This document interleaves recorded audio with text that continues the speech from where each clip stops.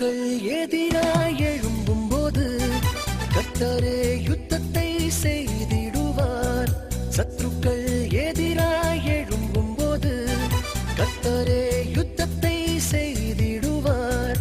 வெற்றி மேல் வெற்றியை உனக்கு தந்து கர்த்தர் உன்னை மேன்மையாக வைப்பார். வெற்றி மேல் வெற்றியை உனக்கு தந்து கர்த்தர் உன்னை மேன்மையாக வைப்பார்.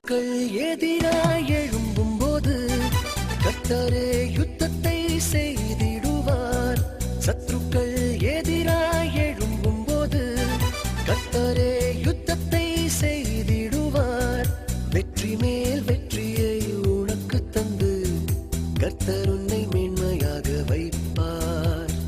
வெற்றி மேல் வெற்றியை உனக்கு தந்து